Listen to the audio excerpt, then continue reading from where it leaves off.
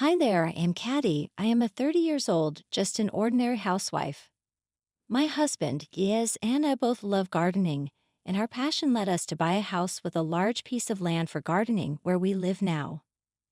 I'm into flowers, Giz is into vegetable gardening. Sharing a common hobby, we respect each other's interests and live happily together.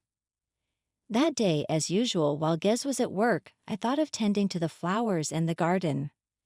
I had just finished my housework and was stepping out into the yard. Why is there a car parked here?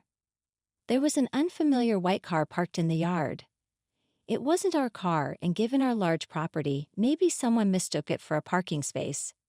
I looked for the owner, but no one was in the car or around, so I left a note under the car's wiper. "This is private property, please be careful next time." Then I returned to my gardening. The car was gone by the time Giz returned from work, so I thought someone must have parked by mistake and didn't think much of it. Afterward, however, a few days later, after seeing Giz off to work and finishing my chores around noon, I went outside to tend the garden. Given the nice weather, what is this? I couldn't help but exclaim loudly. There were several cars parked in the yard. Confused, I noticed the white car among them, the same one that had been parked before. This car? It was here before I even left a note. Puzzled, I looked at the garden and saw tire tracks in G's vegetable patch. Giz would be so disappointed to see this. I cleaned up the mess and tried to fix the garden as best as I could, but who could do this? As I pondered, an unfamiliar man entered the yard. "Excuse me, who are you?" "Who am I?" That should be my line. "Is this your land and are these your cars?"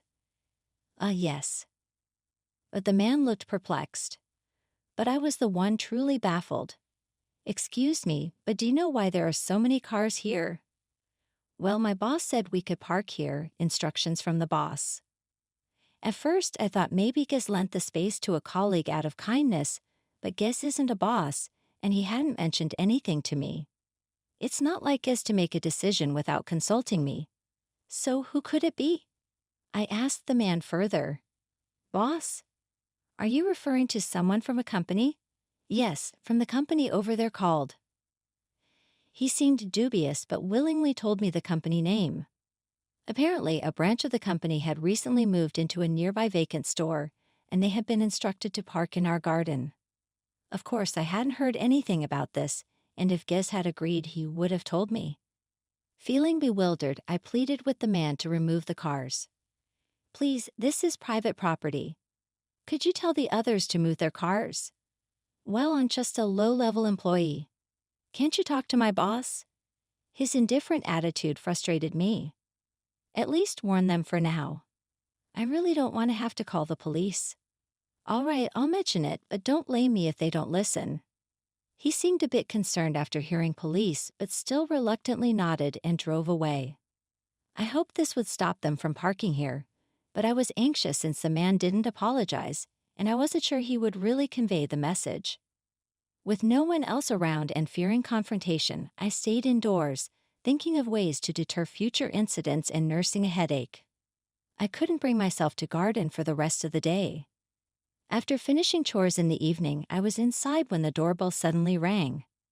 I wasn't expecting visitors and peeked out the window to see a man in a suit, suspicious but thinking it might be about the cars. I answered promptly. "Yes, how can I help you?" "Good afternoon, I'm Anders from the company." "Oh yes, what can I do for you?"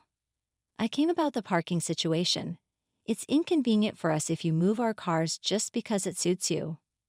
"Huh?" The man who introduced himself as Anders had a soft demeanor, and I thought he might have come to apologize about the yard, but to my surprise, he started blaming me. I was so shocked by his unexpected words that I raised my voice. "This area is designated as a parking lot for our company. We can't have outsiders interfering with our official decisions." "Outsiders? This is our private property. You're trespassing."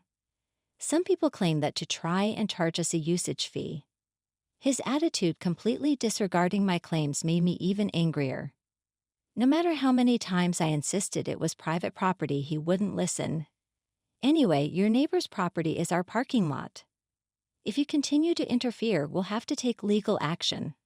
With that, he left quickly. I was too stunned to respond. But if anyone should be taking legal action, it should be us. They would be at a disadvantage if they really pursued legal action in this situation. Realizing his threat was just a bluff, I seethed with anger, determined not to let this go. By the time Giz came home from work, all the cars were gone, but I promptly told him about what had been happening that evening. "Today there were lots of unknown cars parked in our garden." "Really? I didn't see any this morning." "Yeah. I don't know when they parked, but an employee from the company came in the evening.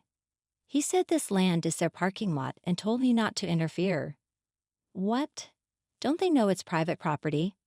I told them, but they wouldn't listen. They said people claimed that to charge a parking fee. Our garden was ruined. What should we do? Hearing my story and seeing the state of the garden, Guess was very angry. His carefully tended vegetables had been damaged, which was understandable. However, pursuing legal action would be time-consuming and costly. We couldn't just move the cars ourselves, as that would be illegal. For now, we decided to see what they would do next and place the sign in the garden asserting it was private property and warning of legal action and a substantial financial claim if trespassed. Giz set up the sign on his day off, but to put it simply, it had no effect. The cars were still parked in the yard, and the sign was moved aside as if it were an annoyance, carelessly thrown away. Some of my carefully tended flowers were trampled and pots were knocked over. I couldn't properly maintain the garden with the cars in the way, but I tried to clean up what I could. Employees coming to get their cars would laugh at me from a distance.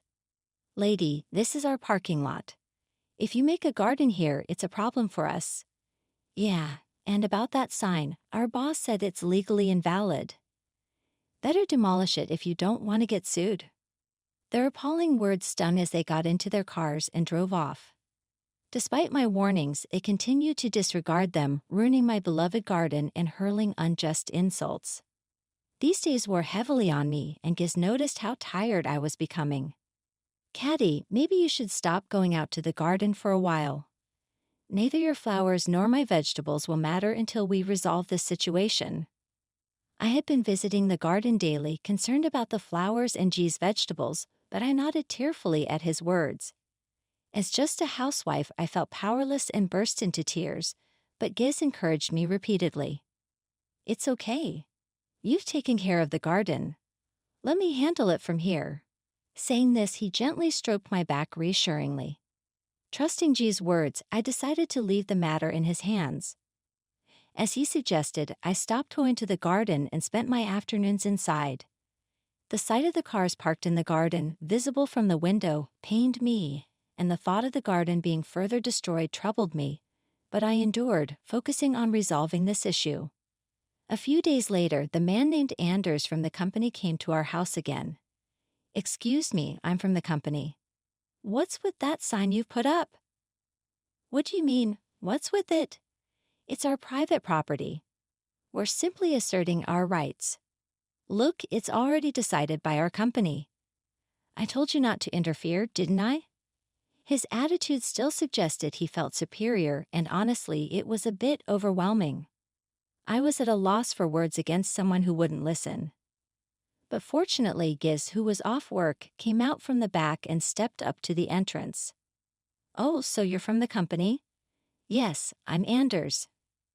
"Are you her husband?" "Your wife is causing us trouble. This could lead to a lawsuit, you know." "A lawsuit? Go ahead, but you'll be at a disadvantage." Anders, who had started blaming me and threatening a lawsuit, was firmly rebutted by Giz. Anders seemed momentarily lost for words, but he maintained his assertive stance. "Our lawyers are excellent. Don't be mistaken, you're going to lose." "Oh, really? Would you care to elaborate on that?" "That's confidential. You should just give up." Anders remained arrogant, showing no signs of backing down. Giz sighed deeply, seemingly fed up. "Then we'll have to sue you." "What? You're doing is clear trespassing. We'll be claiming damages." Proof that this is your land. I didn't expect someone from your company to be this foolish. Ha.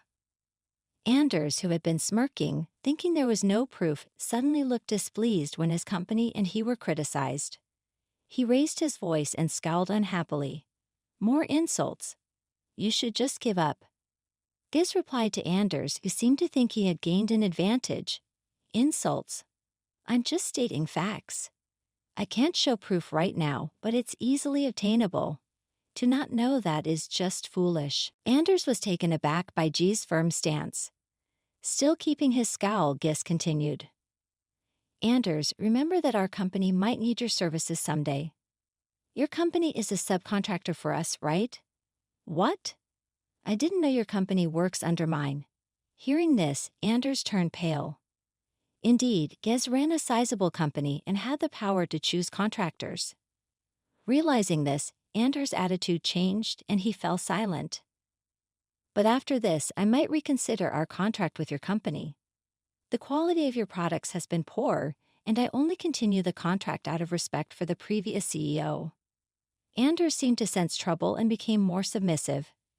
I'm sorry, it seems we misunderstood. We'll drop the lawsuit and move the cars right away. No, it's fine.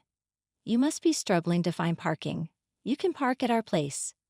Giz's words seemed considerate, but they were laced with sarcasm, far from his true feelings. The man, realizing the situation, stayed pale and repeatedly apologized, saying words of sorry he had never uttered before. I cannot let this slide. I'll have all the cars moved immediately, so please don't worry about it. Soon you won't be coming to that company anymore. It's just a matter of patience, Giz said with a cheerful smile, and the man apologized several times before getting into his car and driving away. Then several male employees followed suit, entering the cars lined up in the yard and driving off one by one. It seemed Anders had hastily given the instruction. Since then, cars stopped parking in our garden, but Giz wasn't planning to let this go. Later, a meeting was held at our house with the president of the company and Anders. Thank you for coming. I wanted to discuss the trouble we had with your employee, Anders. I'm so sorry. We will certainly hold him accountable, the president of the company, being a subcontractor to Giz's company and at risk of losing business, was entirely apologetic and showed no sign of defiance. It turns out the president hadn't been informed about the parking issue. It was Anders' unilateral decision. Now the head of a new branch, Anders, pale as if he might collapse at any moment, apologized repeatedly like the president. It's unfortunate, but we have to consider the illegal occupation of my land, the destruction of plants and pots, and the threats of a lawsuit. It's difficult to continue relations under these circumstances.